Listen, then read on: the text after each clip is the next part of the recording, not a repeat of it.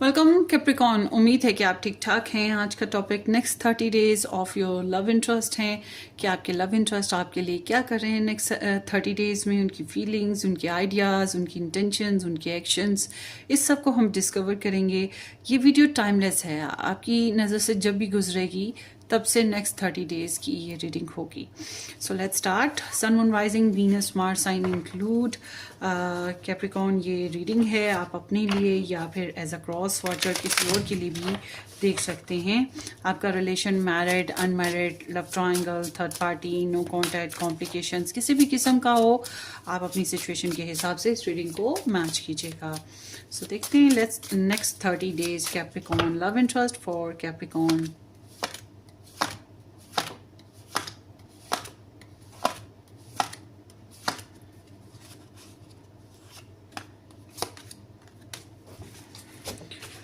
Okay, Capricorn.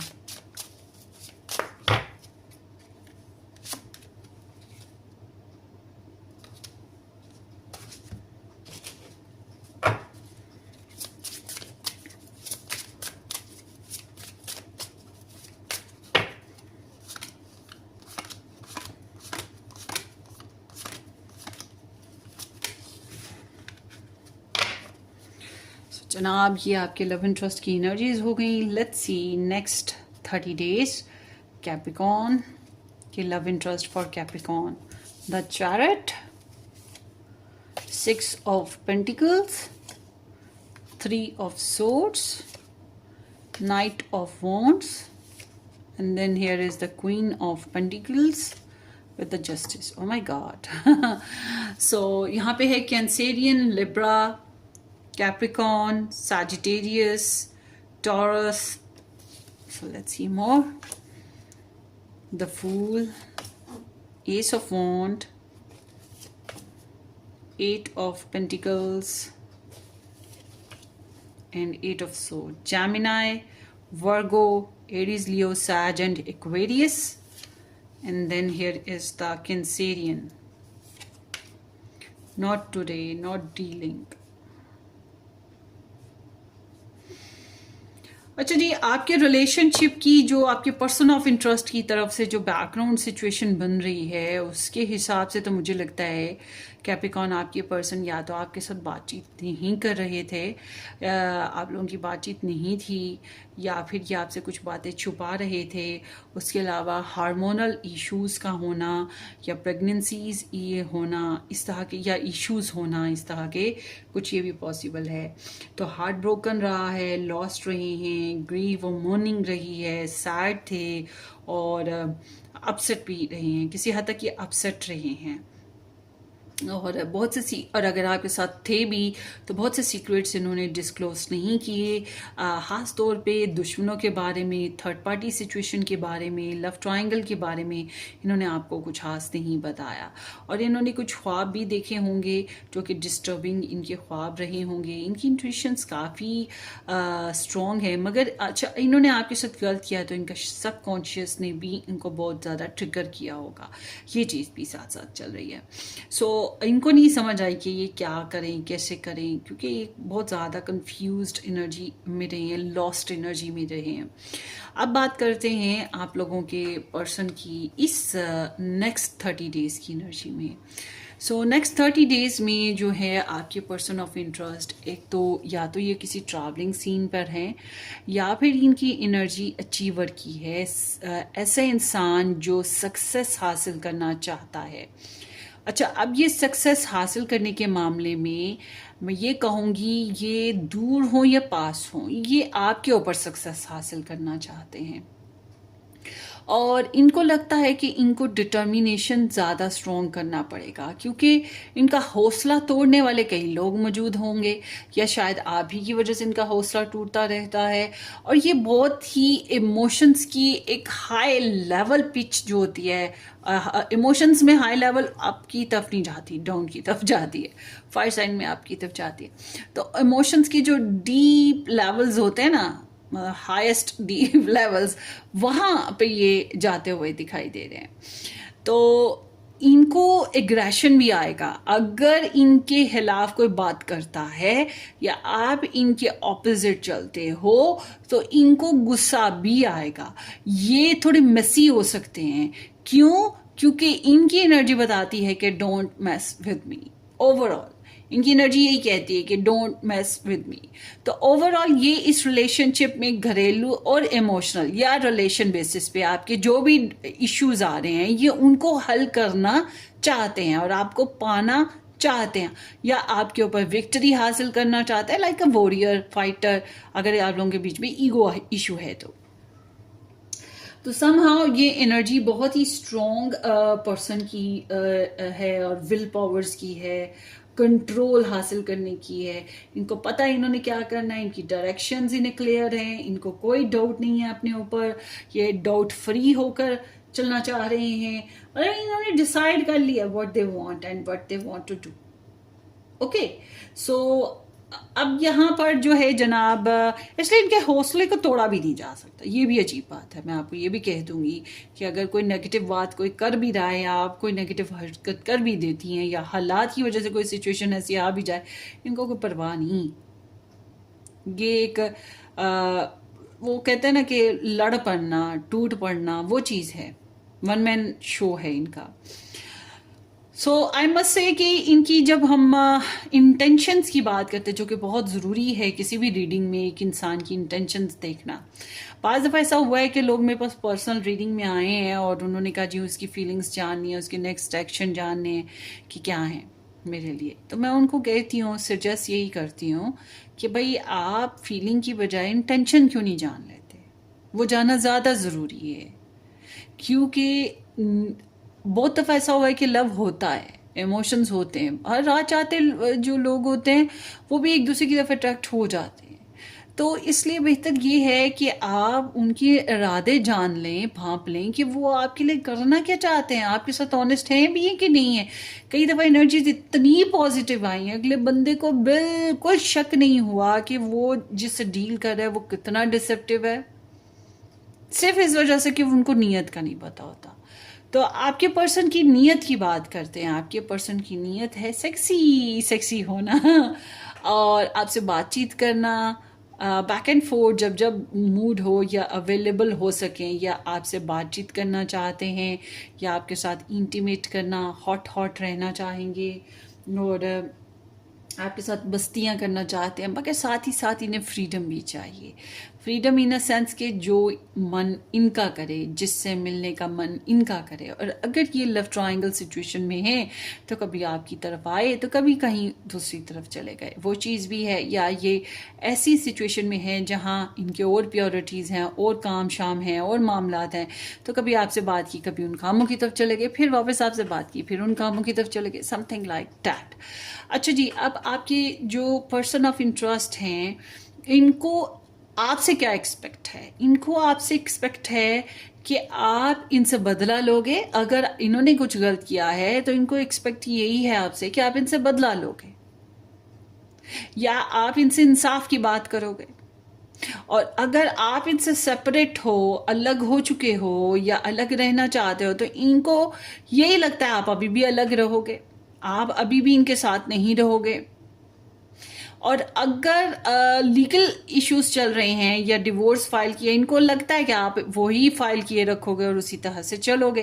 But अगर आपकी तरफ से लव ट्रायंगल है या आपकी तरफ से कोई प्योरिटीज़ हैं और आप अपनी लाइफ में बैलेंस नहीं कर पा रहे थे इनके साथ, तो इनको लगता है कि अब आप बैलेंस करोगे।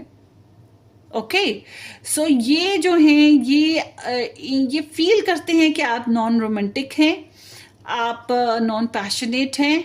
इनको लगता है कि आप रियलिस्टिक होकर चलेंगे रियलिटी पे। और रियलिटी में इंसान जो होता है वो एक्चुअल में ये नहीं देखता किसी का दिल रखना है कि नहीं रखना। दिल रखना तो आता ही नहीं ना उसको, वो फेयरनेस पे चलता है और बैलेंस क्रिएट करने की कोशिश करता है, और इस वजह से वो डिप्लोमेसी नहीं कर पाता या थोड़ा शुगर कोटेड नहीं हो पाता।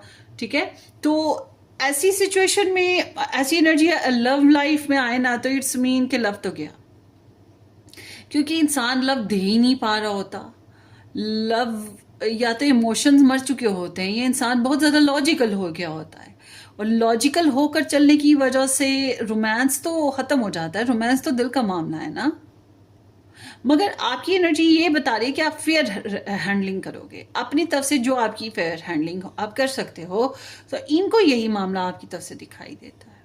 कार्मिक भी है, आपकी लाइफ में कार्मिक है, और आप इस कार्मिक से झेल रहे हो या डील कर रहे हो, समथिंग लाइक दैट। तो समहाउ आपके पर्सन की जो मेंटल स्टेट है, इनकी सोच आपके लिए क्या है, तो ये थोड़ा सा लॉस्टी सोच है, ये डिस्टर्ब है, हार्ट ब्रेक है, लॉस है किसी किस्म का। अगर आप लोगों के बीच में सेपरेशन है तभी ये डिस्टर्ब और हर्ट है, आपको मिस भी करते हैं। और अगर लव ट्रायंगल की वजह से है, या थर्ड पार्टी की वजह से है, या आपके साथ ब्रेकअप हुए, लड़ाई झगड़े हुए उस वजह से है, मगर they are feeling sad, disturb and too much obsessed with the negative ideas and thoughts. Okay, वो माइंड में आते रहते हैं ना स्ट्रेस, और इनकी लाइफ में सिर्फ आपकी वजह से प्रॉब्लम नहीं आती है, या आपकी वजह से हर्ट नहीं होते, और भी कुछ है। तो दिल तो टूटा हुआ है।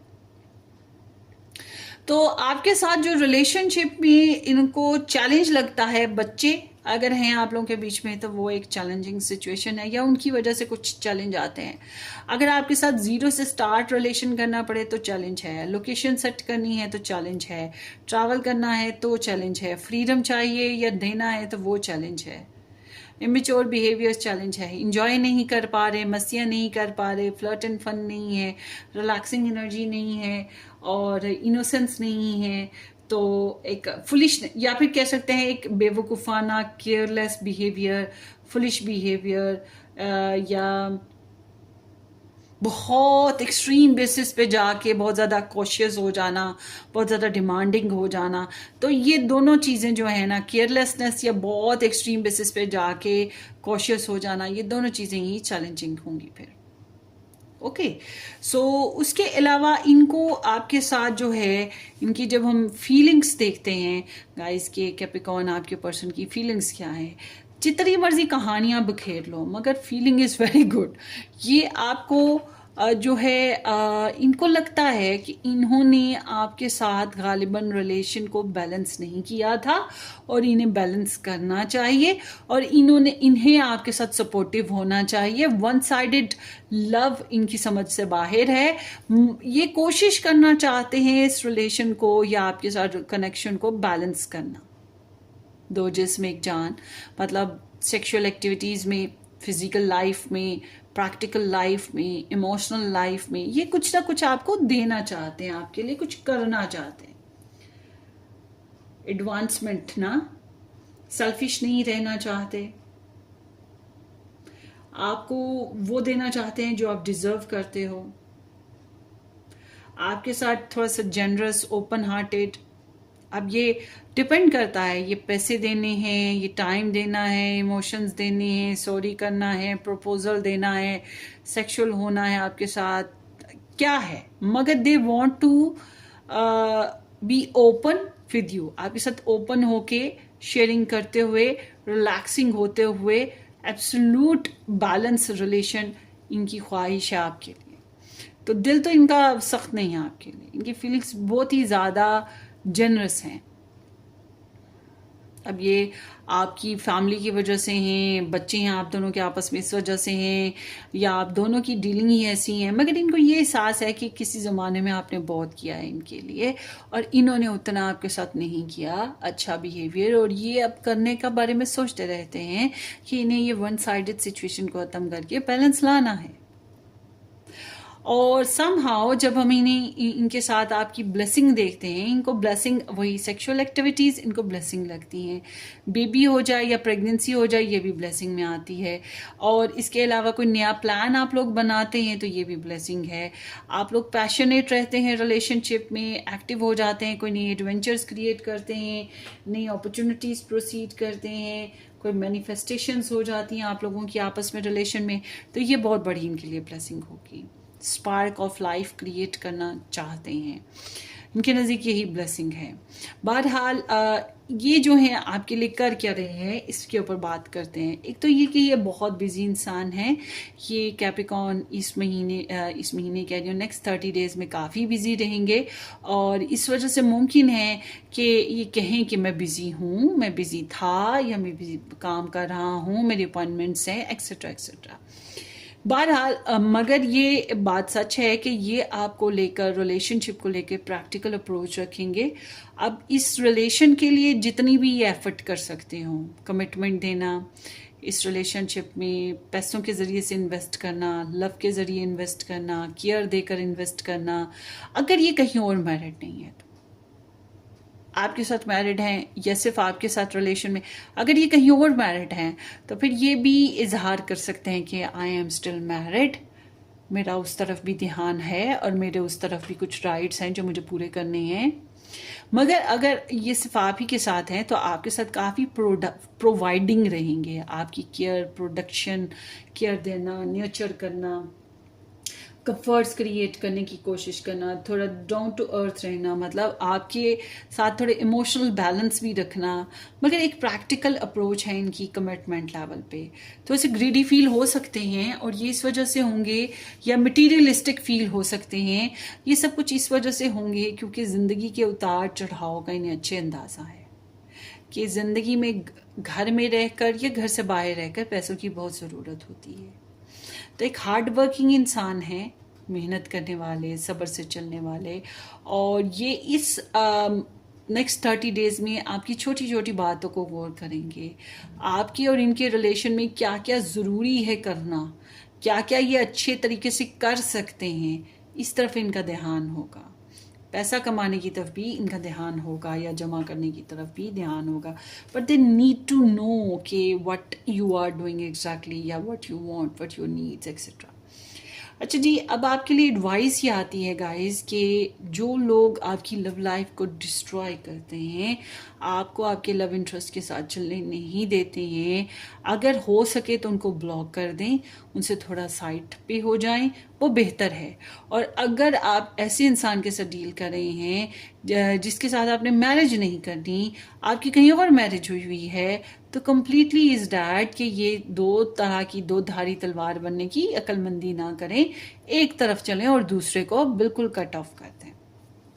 तीसरी चीज़ ये है कि अपनी कम्युनिकेशन को सबसे पहले ओपन करें, आपको ओवरथिंक नहीं करना। शायद होता है प्रॉब्लम्स होते हैं, मगर इंसान उनको सोच सोच के बहुत बड़ा कर लेता है। बाज़ दफ़ा ऐसा भी होता है कि प्रॉब्लम्स होते हैं, मगर दो लोग अच्छे तरीके से काम कर रहे हैं या पूरा घर अच्छे तरीके से काम कर रहा है, एक इंसान स्ट्रेस में है और वो बोली जा रहा है और खुद भी परेशान हो रहा है, दूसरों को भी परेशान कर रहा है, हाय अब ऐसा हो गया, हाय वैसा हो गया, हाय ये कब होगा, वो एक्स्ट्रा टेंशन क्रिएट की हुई होती है। तो ये जो एक्स्ट्रा टेंशन है ना, इससे रिलीज करें और अपने अंदर कॉन्फिडेंस पैदा करें, अपने आप को स्ट्रॉन्ग बनाने की कोशिश करें, अपनी डाउट्स क्लियर कर लें तो बेहतर रहेगा। और ये जो स्केरी सी सिचुएशन है ना कि भाई मैं तो कुछ कर नहीं सकता, मैं तो कुछ कर नहीं पाऊंगा, मेरी तो ज़िंदगी ख़राब रहेगी, या मैं अपनी लव लाइफ में ग्रोथ नहीं करूंगा, हाय मेरा साथी मेरे से छूट गया तो क्या होगा, या मेरी लाइफ में कुछ बुरा हो गया तो क्या हो जाएगा, ये चीज़ों से निकलना है। कार्मिक एनर्जीज हैं तो उनसे भी निकलने की कोशिश करें, खुद को कॉन्फिडेंस बनाएं। नीडी हैं, ओके आप नीडी हैं, मगर कोशिश करें अपनी नीड्स को अपने बलबूते पे पूरा करने की। अगर आपको आपके लव इंटरेस्ट से भी ज़रूरतें हैं गाइस, जब तक कि आपके सामने कोई प्लेट में खाना रख देगा, मगर मुंह में डालना, चबाना और उसको स्टमक में लेके जाना आपका खुद का काम होगा। ठीक है, बिल्कुल इसी तरह से थोड़ी सी अपने लिए एफर्ट खुद करें और पॉजिटिव सोचा करें, पॉजिटिव रहें, मैनिफेस्टेशंस करें, स्ट्रेस रिलीज करें, ओवर थिंकिंग से बचें, नींद अच्छी पूरी करें। आगे देखते हैं जनाब। Although we are apart, I can still feel you. वैसे तो मुझे लगता है आप लोगों की कन्वर्जेशन थोड़ी ड्रॉप है, या अगर आप लोग साथ रहते हो तो बहुत खुल के एक दूसरे से बातचीत नहीं कर पा रहे हो, और अवॉइड भी करते हो, हर्ट भी हो, बहुत अच्छे से डीलिंग भी नहीं है, मगर आपके पर्सन करना चाहते हैं, या जो भी इनके आपके साथ प्रॉमिसिंग है सिचुएशन डीलिंग्स हैं उसको निभाना भी चाहते हैं। तो although we are apart I can still feel you. ये जितना मर्जी आप लोग दूर हों या जो मर्जी सिचुएशन हो, मगर ये आपको फील करते हैं, आपके इमोशंस को, आपकी एनर्जीज को ये फील करते हैं। I am afraid to be in contact with you. ये डरते हैं आपसे कॉन्टैक्ट करने में, आपसे बात करते हुए भी घबराते हैं, पता नहीं क्यों डर रहे हैं। बहरहाल I have healed myself, ये खुद को हील कर रहे हैं, क्योंकि ये डिस्टर्ब तो हैं ही, मेंटली तौर पे ये भी थके हुए या डरे हुए या परेशान हैं। I lost my self before, मैंने कहा ना डरे हुए परेशान हैं, तो ये खुद भी अपसेट रहे हैं पहले ना, मगर ये अपने आप को अब हील इसी वजह से कर रहे हैं, क्योंकि हील होंगे अब सारे ही परेशान हो जाएंगे तो फिर ये रिलेशन को ग्रोथ कैसे मिलेगी। कोई तो हो ना, एक बंदा लड़ रहा है तो दूसरे बंदे को साइलेंट रहना पड़ता है, एक बंदा परेशान है तो दूसरे बंदे को से हील करना पड़ता है। अब दोनों ही परेशान हो जाए, दोनों ही लड़ रहे हो, दोनों ही मुंह बना रहे हो, तो रिलेशन कैसे चलेगा। ठीक है, तो वो चीज़ है। अपीयरेंस कैन बी डिसीविंग, बज़ाहिरी जो सिचुएशन है हो सकता है उसमें कुछ डिसेप्शन हो, या उसमें कुछ दिखलावा हो, उसमें कुछ क्लियर ना हो, इस बारे में एहतियात कीजिएगा। मतलब देखने में कुछ और है और एक्चुअल में कुछ और है। आई often recall memories of you, आपकी अक्सर याद आती है अगर आप दूर हैं, और अगर आप साथ भी हैं तो आपकी बहुत पुरानी पुरानी बातें भी याद आती रहती हैं इनको। और I want to share my happiness with you, अपनी खुशियाँ या अपनी किसी किस्म की कामयाबियाँ आपके साथ शेयर करना चाहते हैं। I don't want to be platonic, so बग़ैर सेक्स किए या बग़ैर आपके साथ इंटीमेट किए नहीं रहना चाहते, आपके साथ फिज़िकल होने की शदीद ख्वाहिश है। और अगर आप कहते हैं कि नहीं जी ये काम तो नहीं हो सकता, तो जान लें कि ये तो करना चाहते हैं इस तरह की कोई एक्टिविटी, दो जिस्म एक जान, या फिर कह सकते हैं कि ये आपके साथ प्रैक्टिकल लाइफ की शेयरिंग हर तरह से चाहते हैं कि आप दोनों एक दूसरे के ऊपर ट्रांसपेरेंट हों। सो ये आपकी रीडिंग है Capricorn. Wish you all the very best, अपनी दुआओं में याद रखिएगा। Subscribe and share.